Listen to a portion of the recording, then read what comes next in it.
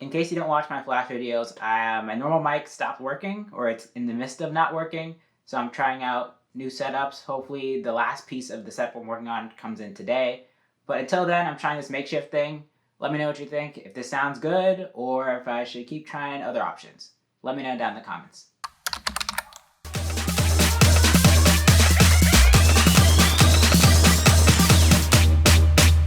Scoob is directed by Tony Cervone and stars a huge cast, including but not limited to Will Forte, Frank Welker, Mark Wahlberg, Amanda Seyfried, Gina Rodriguez, and Zac Efron. In this one, Scooby, Shaggy, and the gang are recruited by Blue Falcon and his team to help prevent an evil force that is about to be unleashed on the world. I actually discovered this movie completely at random. Before any trailer came out or posters, I happened to be on IMDb one time looking at some other Scooby-Doo related content, and then I saw Scoob pop up. And I was like, wait a minute, what is this? And I looked at it. There was no other information really about it, just that it was coming out this year. I looked at the cast and I was like, what? This looks insane. Will Forte as Shaggy, Frank Welker coming back as Scooby-Doo. This was actually really exciting for me. And this is also the first feature-length Scooby-Doo movie that was going to be in theaters, but because of everything happening, they just couldn't do it. This was very exciting, and I was happy they brought it to VOD, rental, whatever you want to call it. This was a fun movie, but I wouldn't say it's my favorite Scooby-Doo movie by far. I feel like this is like very middle tier. It's not bad, it's just not the Scooby-Doo that I'm used to. So let's get right into it. So things I liked. Casting I thought was pretty good across the board. We have Frank Welker reprising his role as Scooby-Doo. He's been playing Scooby-Doo forever, and so he's always good. There's Will Forte as Shaggy, which I thought was interesting.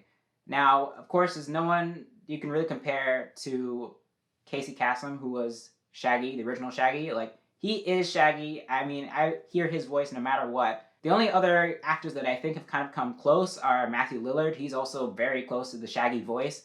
And Will Forte, I think, does a good job here. It's not the exact Shaggy voice that I'm used to, but it is close enough, at least for me. So it didn't feel too weird hearing that voice coming out of Shaggy. Some other performances that I think kind of stole the show were Mark Wahlberg as Blue Falcon and Ken Jeong as Dynamite. These two, I think, really stole the show, especially Dynamite. He was probably my favorite character outside of the Mystery Gang in this movie. He was so snarky and sarcastic, but you also could see that he's about his business. He's trying to save the world. And then there's Blue Falcon, who's kind of a rookie in this movie. So it's very interesting to see these two bouncing off each other, getting on each other's nerves. I thought that was really fun. There are also a lot of references, Easter eggs, appearances from other Hanna-Barbera characters. So if you've been watching Hanna-Barbera cartoons from when you were a kid, or even recently, I think everybody can find something they know or a reference that they see. If you look in the background, there are posters, there are graphics, things that all hint at characters, moments from Scooby-Doo, which I thought was really fun. The villain, for example, is someone I recognize, and at first I couldn't put my finger on it. Like, I know I've seen him before. I know I've seen him somewhere, but where was it? Where was it? And then as it revealed more, then it clicked for me like, oh wait, I know this guy. He was in Wacky Races. So in that regard, I think this was a good tribute to Hanna-Barbera as a franchise. There was a lot of great nods and winks to things. I thought that was good. Now, one thing about this movie that I think was really interesting is that they kind of take a more modern approach to Scooby-Doo. Not that we're used to. Like, this is a version of Scooby-Doo that's geared more towards today's kids, which makes sense because it's basically a kids movie, right? Now, in some places, that didn't work for me. It seemed like they were trying too hard. There was one dab in this movie. There should not be any more dabs in movies, but they still keep coming. There was one in Avengers Endgame, and now there's one here in Scooby-Doo. I don't know. I think that's something with animation, too, is that when they're making these things, it takes forever. So a lot of the references and stuff that they're putting in it at the time they're making it may not be around by the time the movie's actually released. So I think that's just something that's part of the game. I also think this did a good job of showing the origin story of Mystery Incorporated. Now, we don't get as much of Fred, Velma, and Daphne. I think they take a little more of a backseat in this movie. It's more focused on Scooby and Shaggy's journey, which I don't totally mind, but I do wish that they did give us a little bit more of them.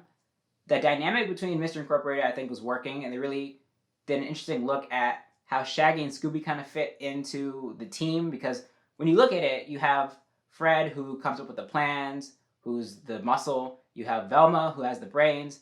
And then you have Daphne, who is the empath, who does well working with people, right? So then we look at Shaggy and Scooby, you're like, well, what do they do really? Like, if you're looking at it realistically, like, we as the audience love them anyway, but someone who's an outsider to this group who's not familiar with them will be like, well, what are these two doing here? They just run around and scream, right? So I thought that was an interesting angle to look at this, to look at Mystery Incorporated as a team. Overall, I do think they did a good job of bringing Mystery Incorporated to life. Like, it does feel like the characters that we know, but they have a little more of a modern take to them, which didn't totally work in some places. One thing I also really liked about this movie is the villain. He has these little robot minion things, and I actually really liked them. I thought they were a really fun addition to this movie. It made it really cute, and they didn't get on my nerves. And again, I felt that way about Minions, like Despicable Me Minions, and then they became really, really big. But here, I actually really enjoyed these little additions to the movie. Some of them have a little more characterization that makes it a little more relatable, a little more easy to sympathize with. I thought they were really fun. Animation-wise, I think this was good. I think it's the same look that we're kind of used to, like slightly tweaked, but enough that it's still the characters you know and love. Now, there are some changes they make, especially towards the end, that I was not as okay with, but I'm willing to let it go because when you look at it, this is a movie made for today's kids. And in that regard, I can't hate on it as much, but at the same time, there's some parts of it that I wish they didn't change as much. Now, what didn't work? Again, like I said, the Mr. Incorporated dynamic, I wish I saw more of them together because they were split up for a lot of it. Another thing is comedy. Like I said, Ken Jeong's character really stood out. I think he was one of the funniest ones in this one. There's an appearance from Tracy Morgan. I'm also not going to say what character he plays because that would also be a spoiler, but he was really funny. But then the jokes, especially revolving around Mystery Incorporated, I don't think were working as well for me. Again, there were a lot of jokes trying to sound relevant to things today. They make a joke about toxic masculinity, and I don't think it really fit. Like, there's a lot of jokes like that where it kind of feels like adults trying to sound like kids, like that gif of Steve Buscemi walking up with the skateboard, like, "How do you do, fellow kids?" Like, it felt like that at some points, but there were definitely some funny moments here and there. So I think it's enjoyable. It's just not all the jokes landed for me. The verdict. I think Scoob is a great time.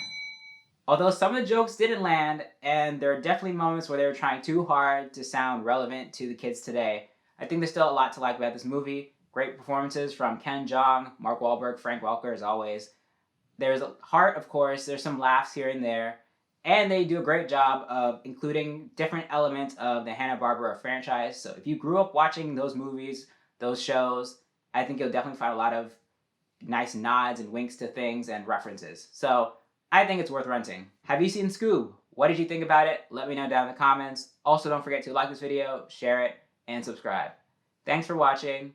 I'll see you in the next one.